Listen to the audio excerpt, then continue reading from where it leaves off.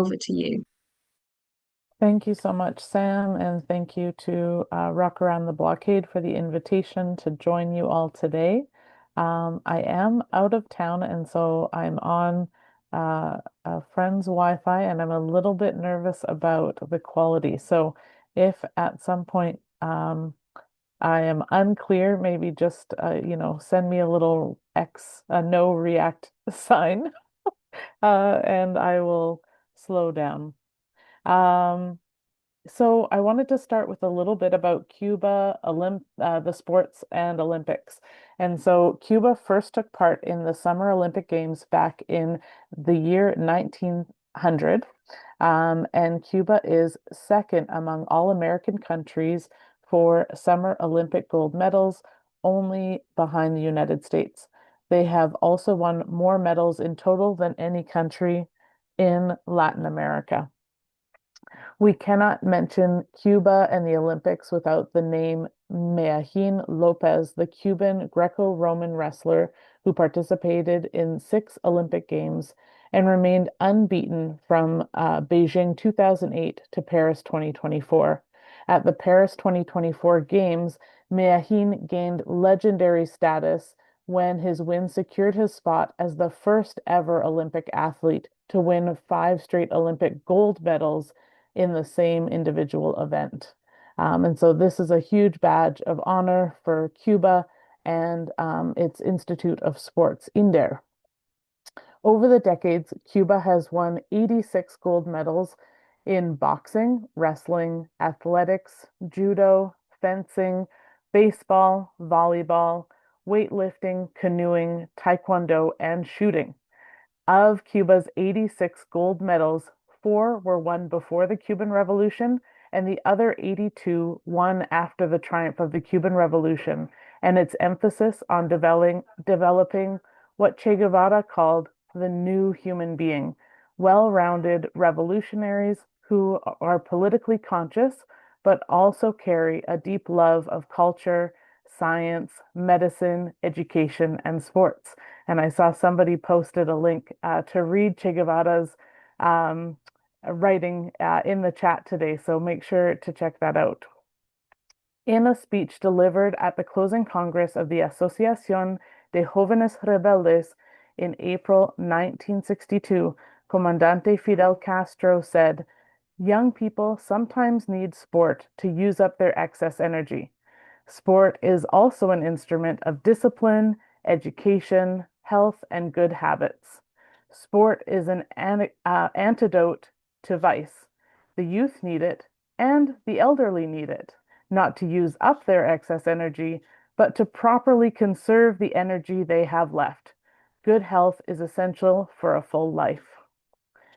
And so that leads me to the new campaign, the Let Cuba Play campaign. And I want to, I've just posted in the chat the petition called Let Cuba Play, Uphold the Olympic Charter and Ensure Fair Play for Cuban Athletes in the chat. And I'm hoping that all of you folks will go and sign that petition. Just one moment. So, what this means is that Cuba's participation in the 2028 Summer Olympics in Los Angeles is currently under threat. That is why we have launched the International Let Cuba Play campaign, and I'm here to invite everyone to get involved. Just this year, there have been around 100 visas for Cuban athletes, coaches, and officials denied by the US government. And these denials have prevented entire delegations from participating in qualifying competitions and international sporting events that are part of the successful path for Cuban athletes to compete in the 2028 Olympic Games. For example, there was a girls' youth baseball team from Cuba, and all of the young youth players were given US visas, but their parents and coaches were not. And so obviously, Cuba could not send them unaccompanied by adults to this junior league baseball tournament. And so we see the US government playing games with these visas for Cuban athletes. and really discriminating against Cuban teams for their own political reasons. Very excitingly, our friends in Los Angeles Hands Off Cuba Committee in the exact city that will host the Olympic Games in 2028 have taken on launching an international pressure campaign on the Olympic committees worldwide, as well as the Trump administration, to let Cuba play.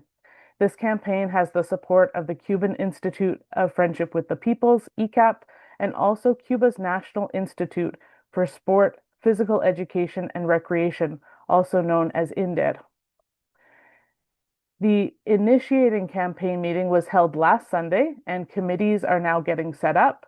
And you can find out more about getting involved in a committee on the campaign website, letcubaplay.com. And I will also paste in the chat, there's a Google Doc where you can sign up to get involved in any committees in the Let Cuba Play campaign. Again, we're hoping to have as many international organizations participating because we know there's Olympic committees in countries all over the world. And so we not only want to put pressure on the US committee, but really on committees all around the world to say, let Cuba play. Okay, so I would also like to share with you a couple of comments that were made by a representative from the Cuban embassy in the United States, Yasser Ibarra Castro, at the first meeting of the Let Cuba Play campaign as he was encouraging folks to get involved. He said, "The Let Cuba Play campaign was born out of that urgent need. As you know, when a country denies an athlete the basic right to compete, it is not only disrupting a sports calendar, it's damaging careers, individual efforts, collective dreams, and the possibility of representing an entire nation with dignity.